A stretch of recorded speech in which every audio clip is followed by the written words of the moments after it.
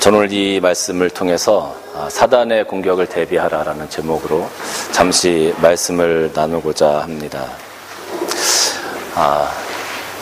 이번 한 주간은 참 정신없이 지나갔던 것 같아요. 이제 월요일부터 목요일까지 저도 굉장히 바쁘게 시간을 보냈습니다. 사실 어떻게 보면 하지 않아도 되는 일들이 막 밀려오면서 어쩔 수 없이 시간을 써야 됐습니다. 제가 지난주에 오늘은 찬양 예배를 드리겠습니다라고 말씀드린 이후에 이 찬양 예배를 위해서 좀 많이 준비하고 하나님께서 기뻐하실 수 있는 그런 예배의 모습이 되기 위해서 더 많은 시간을 투자하고 기도하고 준비해야 되겠다는 생각을 했었습니다. 그런데 월요일부터 너무나 바쁜 일들이 막 밀려오는데 목요일까지 정신이 없는 거예요.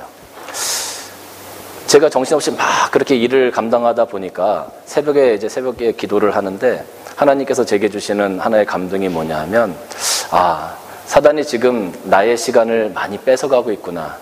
내가 교회에 예배를 준비하지 못하도록 나의 시간을 많이 뺏어가고 있구나 라는 그런 생각을, 그런 감동을 제게 주셨어요. 사실 바쁘게 시간을 막 보낼 때는 그런 생각을 전혀 하지 못했었어요. 근데 하나님 앞에서 기도하고 예배를 준비하는 마음으로 아버지 앞에 나갔을 때 성령께서 주시는 마음이 바로 그것이었어요. 그러고 나니까 정신이 번쩍 들었어요. 정말 그렇구나. 내가 더 많은 시간을 투자하고 내가 더 많은 것들을 노력해야 하는데 내가 지금 그럴 만한 시간을 지금 다른 곳에 다 허비하고 있구나 라는 생각을 했을 때 사단은 지금도 우리를 흔들기 위해서 내가 감당해야 될 사역들을 감당하지 못하도록 나의 시간들을 빼앗아가고 또 나의 시간들을 허물어가는구나 라는 생각을 하게 되었습니다. 일주일 동안 시간을 보내면서 저뿐만 아니라 우리 교회에도 또 이 자리에 나오셔야 하는 분들이 어떤 분들은 갑자기 급한 일이 생기셔서 나오실 수 없는 상황이 되었다고 전화가 오시는 분들도 계셨고 또 이 자리에 분명히 오셔야 될 분이 그동안 아무 일도 없다가 또 갑자기 급한 일이 생기셔서 정말로 못 나오신 분들도 계십니다. 그런 것들을 보면 사탄은 우리 교회를 또 우리 성도들을 하나님의 자녀들을 예배의 자리에 서지 못하게 하게끔 그 은혜의 자리에 서지 못하게 하게끔 지금도 여전히 흔들고 공격하고 있다는 것을 우리는 느끼게 됩니다. 오늘 우리가 찬양 예배를 드리겠다고 말씀드렸고 아마 하나님께서 이 예배를 통해서 영광 받으시기를 작정하셨을 것인데 우리가 이 자리에 나오지 못하도록 사단은 일주일 동안 저희들을 굉장히 많이 막아왔습니다. 그럼에도 제가 그 어려움들 가운데 감사한 것은 오늘 여러분들이 이 자리에 나와 서셨다는 겁니다.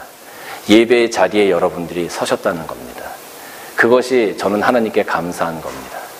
또 하나의 감사한 것은 무엇이냐 하면 만약에 사단이 우리를 가만히 놔뒀다면, 저를 가만히 놔뒀다면 아마 제가 사단의 영적 공격, 영적인 전쟁, 매일매일 삶 가운데 우리가 그런 부분을 느껴야 되겠지만 아마 그 부분을 느끼지 못하고 이번 한 주간이 또 지나갔을 수도 있어요.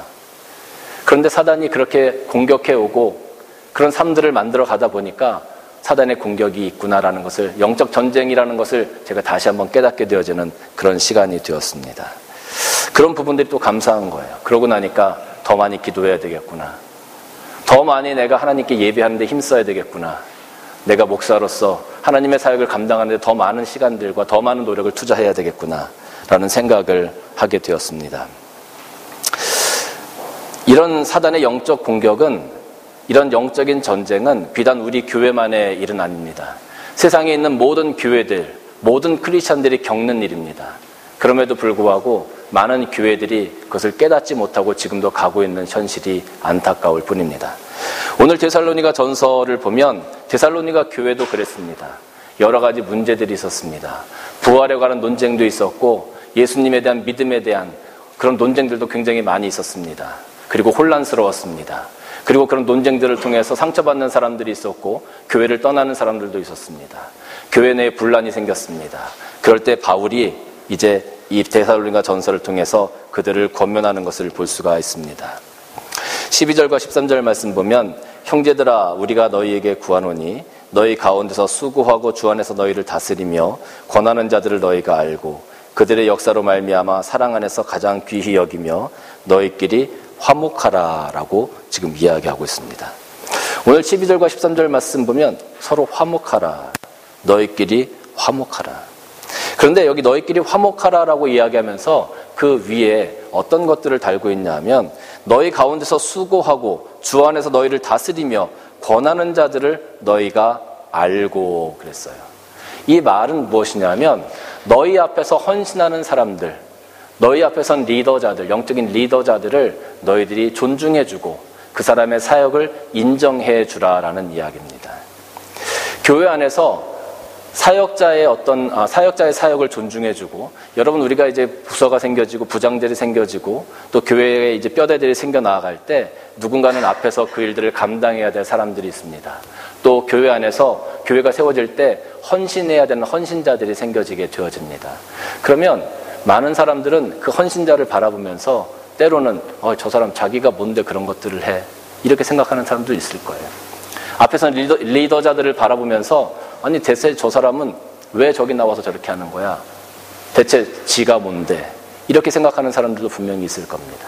그런데 오늘 말씀을 보면 교회가 화목하기 위해선 그런 헌신자들과 그런 영적인 리더자들을 존중해 주라라고 지금 이야기하고 있습니다.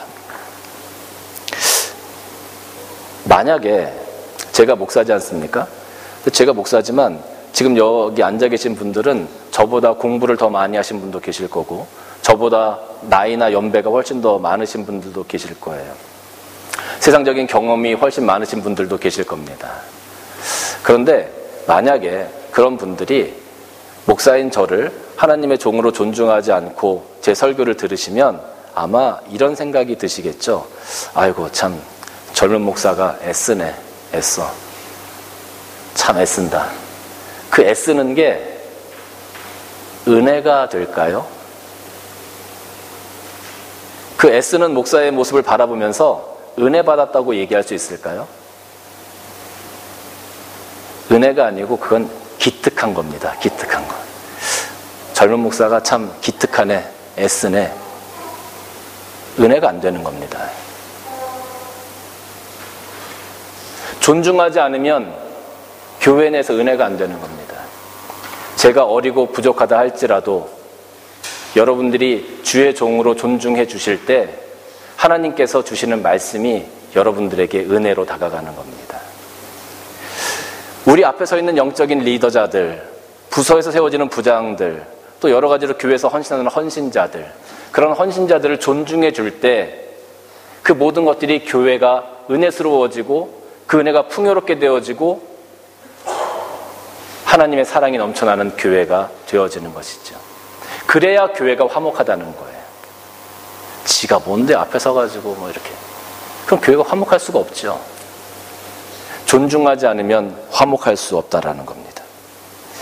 앞에 선 사람들을 인정해 주어야 합니다. 하나님의 사역을 잘 감당하도록 격려해 주어야 합니다. 헌신자들을 일으켜 세워줘야 합니다. 그들을 사랑으로 품어줘야 합니다. 그것이 교회가 화목할 수 있는 방법이에요. 오늘 바울은 우리들에게 지금 그것을 이야기하고 있는 겁니다. 14절과 15절 말씀을 보면 또 형제들아 너희를 권면하노니 게으른 자들을 권계하여 마음이 약한 자들을 격려하고 힘이 없는 자들을 붙들어주며 모든 사람에게 오래 참으라. 삼가 누가 누구에게든지 악으로 악을 갚지 말게 하고 서로 대하든지 모든 사람을 대하든지 항상 선을 따르라 라고 기록하고 있어요. 오래 참으며 악에 대해서 선을 행하라. 이것은 어떻게 보면 헌신자와 리더자들에게 주시는 권면이라고 할 수 있어요.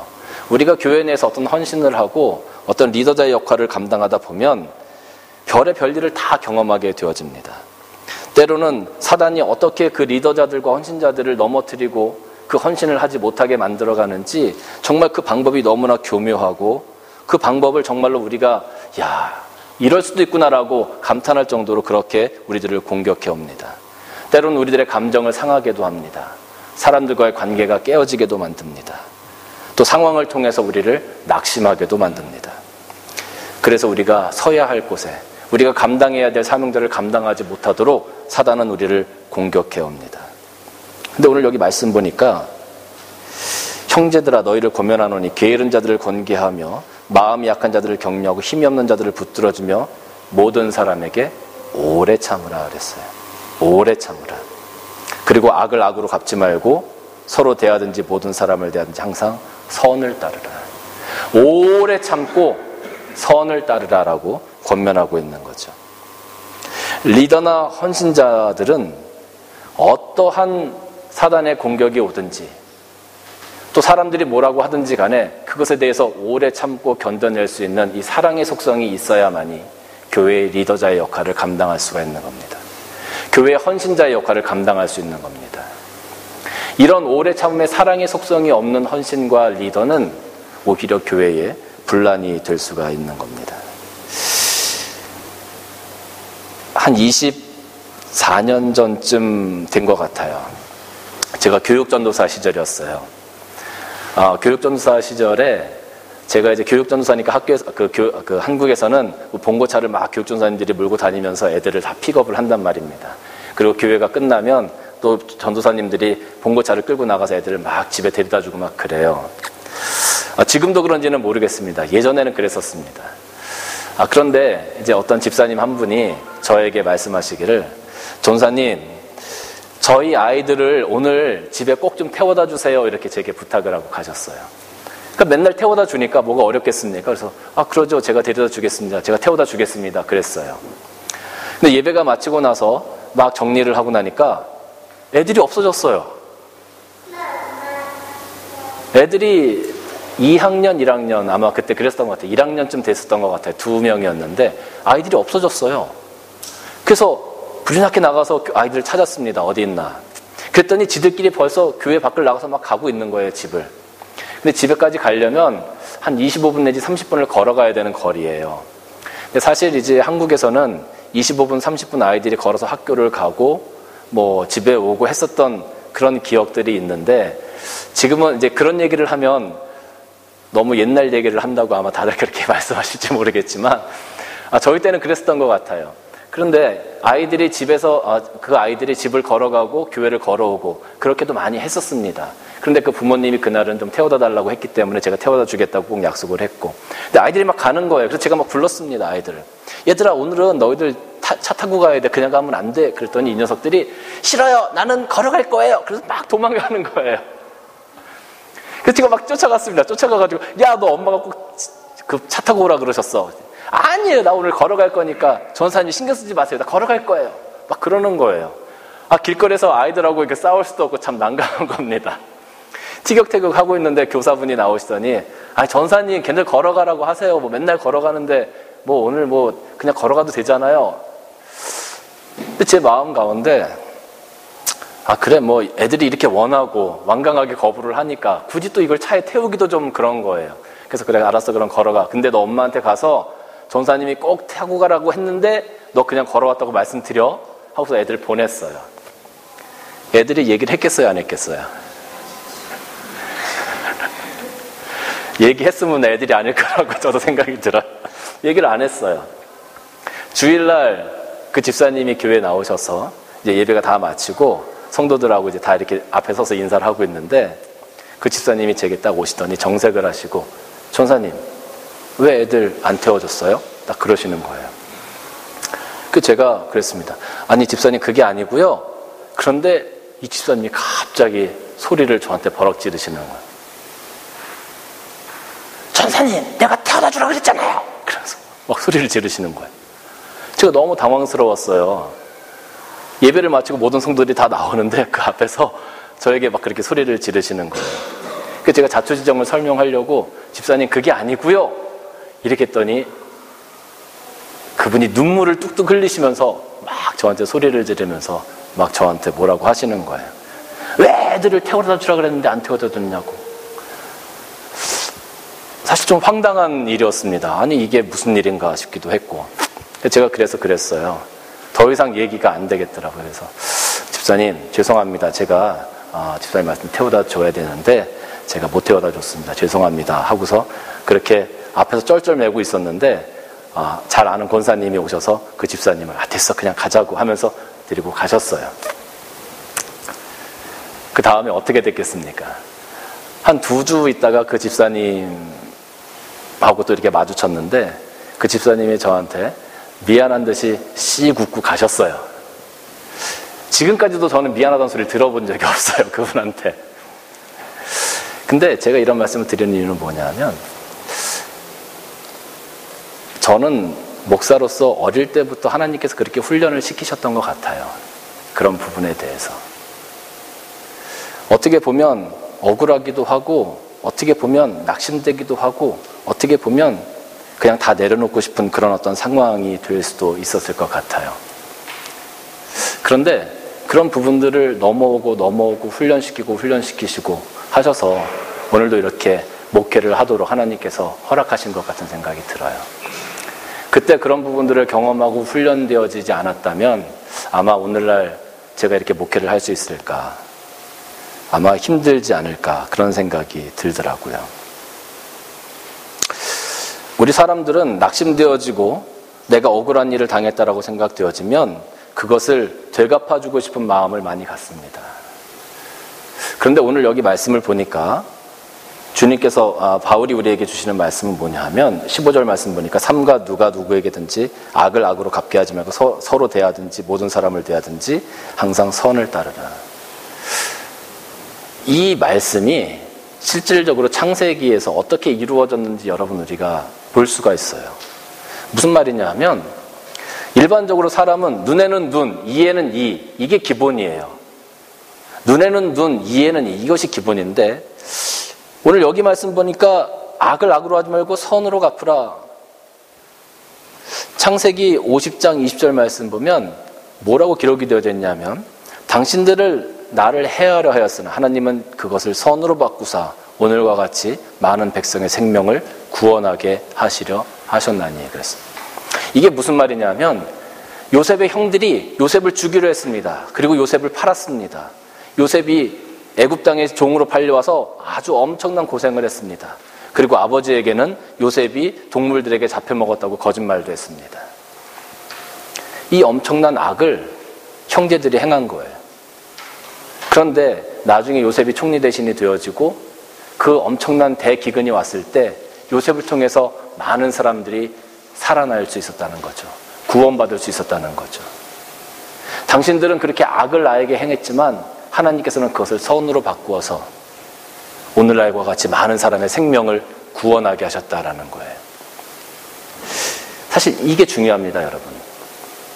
우리는 인간적으로 하나님 나 억울해요라고 얘기할 수 있어요.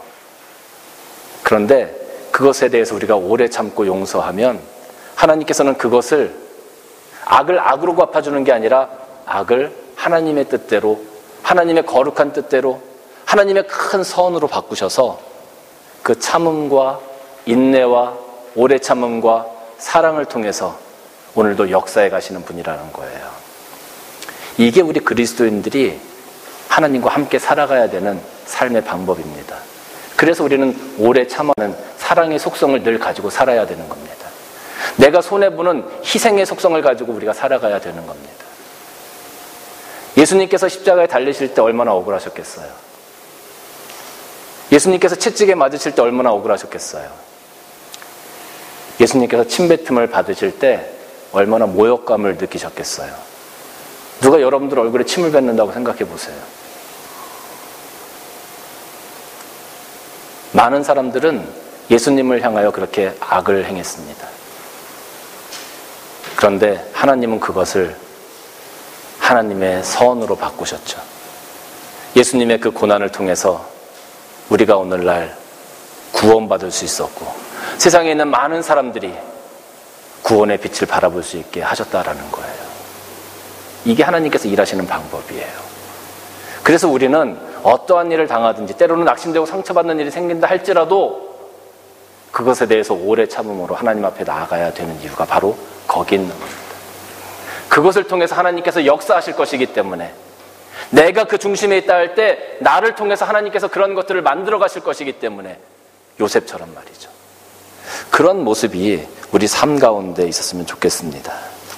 16절과 17절 말씀 보면 18절까지 말씀 보면 항상 기뻐하라 쉬지 말고 기도하라 범사에 감사하라 이것이 그리스도 예수 안에서 너희를 향하신 하나님의 뜻이니라 그랬습니다.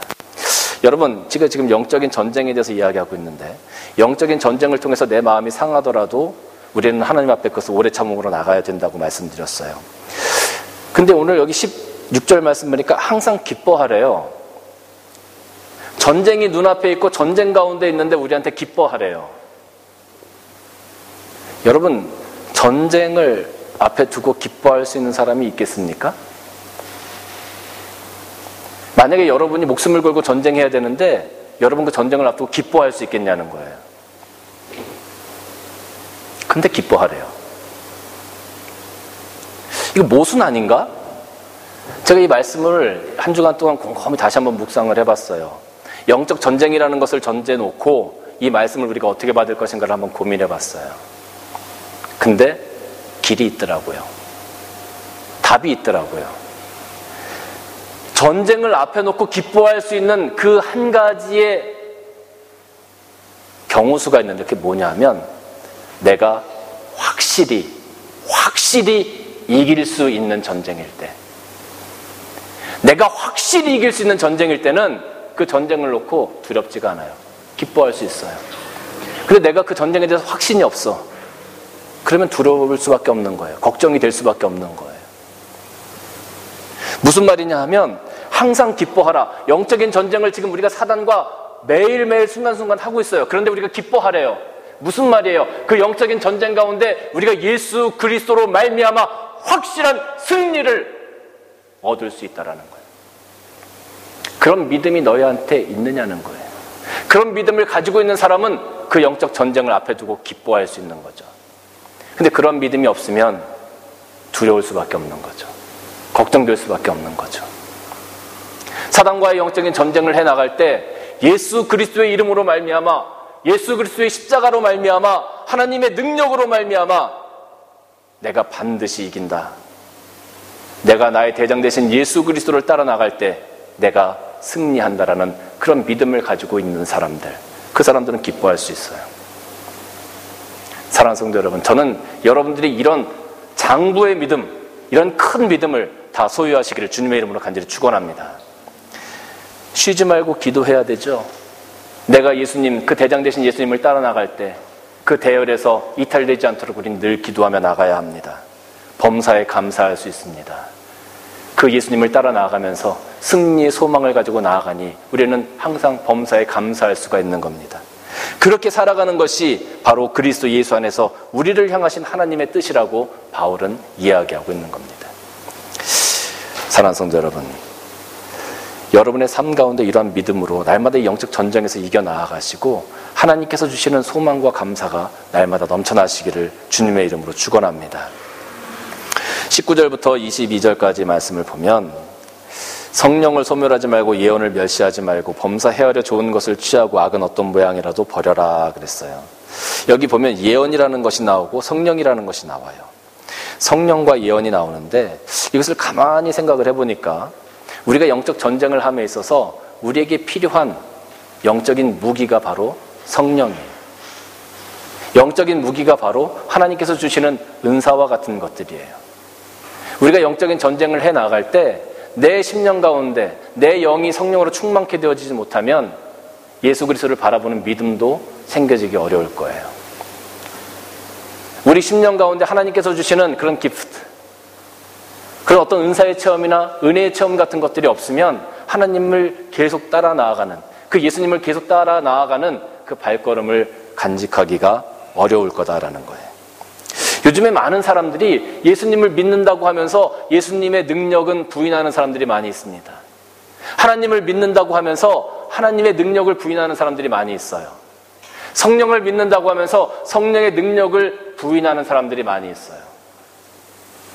제가 처음에 교회를 하나님께서 개척하게 하실 때 교회 자리 때문에 여기저기 참 많이 다녔어요. 그 어느 교회를 제가 방문해서 그 교회를 좀 빌려 쓸 수 있겠냐고 제가 타진을 했는데 그분들이 저한테 그러는 거예요. 너 교단이 뭐냐는 거예요. 그래서 장로교야 그랬더니 장로교인데 혹시 너 성령에 대해서 어떻게 생각하는 거냐. 성령은 성삼위일체 하나님이시고 그리스도의 영이지. 근데 한마디 더 하는 거예요. 혹시 너희들 방언하냐? 방언하냐고 물어보는 거예요. 당연히 하지. 성령께서 주시는 능력인데, 성령께서 주시는 은사인데 왜 우리가 그걸 거부하겠냐고. 그랬더니 그럼 우리는 교회를 너희들에게 빌려줄 수 없어. 그러는 거예요. 그래서 왜 그러냐고 물어봤어요. 자기들은 성령은 인정한대요. 그런데 성령께서 행하시는 그런 방언이나 다른 능력들은 인정하지 않는다는 거예요. 그것들을 따라가고 그것들을 인정하는 사람들이랑은 같이 교회를 쓸 수 없다는 거예요. 저는 그 말을 듣고 굉장히 의아했습니다. 아니, 성령을 인정한대요. 근데 성령의 능력은 인정하지 않아. 대체 이게 무슨 말이에요? 저는 아직도 이해가 안 돼요. 예수님은 인정을 해. 그런데 예수의 그 십자가의 능력은 인정하지 않아. 대체 이게 무슨 믿음이에요? 지금도 저는 이해가 되지 않아요. 그런 믿음들이. 그런데 참 재밌는 것은 우리 신앙 가운데서도 제가 나중에 그걸 가지고 한번 여러분들과 또 한번 설교를 나누고 싶은 마음이 있는데, 여러분 요즘 우리가 그 현대 그리스도인들을 가만히 보면은요, 목사한테 기도 부탁을 하지 않는 성도들이 참 많아요. 저는 그게 참 이해가 안 되는 거예요. 몸이 편찮으셔서 이런저런 이야기를 나눕니다. 그러고 나면 제 상식으로는, 제 믿음으로는 목사님, 저를 위해서 기도해 주세요. 지금 이 자리에서 기도해 주세요. 저는 그게 제 믿음의 상식이고 제 신앙의 상식이거든요. 근데 그런 얘기를 쭉 나누고, 목사님 몸이 아파 죽겠어. 이렇게 병원에 가서도 안 되고 이래도 안 되고 어떻게 될지 모르겠어요. 목사님 안녕히 가세요. 그리고 가버려요. 난 기도할 준비를 하고 있는데 안녕히 계세요. 가버리니까 좀 사실 황당하기도 하고, 아니, 기도해야 되는데 왜 가시지? 물론 제가 그 말을 듣고 제가 개인적으로 기도할 때는 그분을 위해서 많이 기도합니다만은, 그런데 여러분 믿음, 신앙적으로 여러분의 삶 가운데 또 영적으로 힘든 일이 계실 때 목사와 함께 기도하는 것, 여러분 저는 당연하다고 생각해요. 여러분이 보실 때는 제가 좀 이렇게 능력도 없고 뭐 이렇게 너무 그래서 그러신지는 모르겠지만, 그래도 제가 하는 게 아니고 하나님의 성령께서, 하나님께서 하시는 거라고 우리가 생각을 할 수 있잖아요. 같이 기도하는 것, 그게 사실은 굉장히 중요합니다. 그런데 목사에게 기도 부탁을 하지 않아요. 이건 우리 교회의 이야기가 아닙니다. 모든 지금 교회들의 현상이 그래요. 뭔가 문제가 있어요. 사탄은 이렇게 자꾸 우리들의 생각을 제한시키고, 우리가 기도해봐야 할 수 없다라고 자꾸 우리를 생각하게 만들어요. 우리들의 믿음을 자꾸 흔들어요. 그렇게 우리를 공격해오고 있어요. 그런데 우리 지금 현대의 그리스도인들이 그것을 깨닫지 못하고 있다는 거죠. 사랑하는 성도 여러분, 오늘 여기 말씀을 보면 성령을 소멸하지 말고 예언을 멸시하지 말고 하나님께서 주신 것들을 활용해서 우리가 하나님 앞에 영적인 싸움을 해나가야 된다라고 지금 이야기하고 있어요. 말씀을 한 구절 보도록 하겠습니다. 에베소서 6장 10절에서 17절까지 말씀인데요. 에베소서 6장 10절에서 17절까지 뭐라고 되어져 있냐면, 끝으로 너희가 주 안에서와 그의 힘과 능력으로 강건하여지고 마귀의 간계를 등이 대적하기 위하여 하나님의 전신갑주를 입으라. 우리의 씨름은 혈과 육을 상대하는 것이 아니요 통치자들과 권세들과 이 어둠의 세상 주관자들과 하늘에 있는 악의 영들을 상대함이라. 그러므로 하나님의 전신갑주를 취하라. 이는 악한 날에 너희가 능히 대적하고 모든 일을 행한 후에 서기 위함이라. 그런즉 서서 진리로 너희 허리띠를 띠고 의의 호심경을 붙이고 평안의 복음이 준비한 것으로 신을 신고 모든 것 위에 믿음의 방패를 가지고 이로써 능히 악한 자의 모든 불화살을 소멸하고 구원의 투구와 성령의 검 곧 하나님의 말씀을 가지라. 사랑하는 성도 여러분, 분명히 성경은 오늘날 우리들에게 하나님께서 주시는 능력으로 무장하라고 얘기합니다. 영적인 전쟁을 해나갈 때 우리의 싸움은 혈과 육의 싸움이 아닙니다. 이것은 분명한 영적 전쟁입니다. 이 영적 전쟁을 이길 수 있는 길은 성령으로 무장하는 길밖에 없어요. 하나님께서 주시는 말씀으로 무장하는 길밖에 없어요. 이 복음의 전신갑주를 입을 수 있는 그 길밖에 없다라는 거죠. 여러분, 우리가 이런 영적 싸움에서 하루하루 시간을 보내실 때 여러분, 이제 우리가 깨어서 기도해야 합니다. 여러분, 우리가 지금 붙잡아야 될 것이 무엇인지 우리 분명히 판단해야 합니다.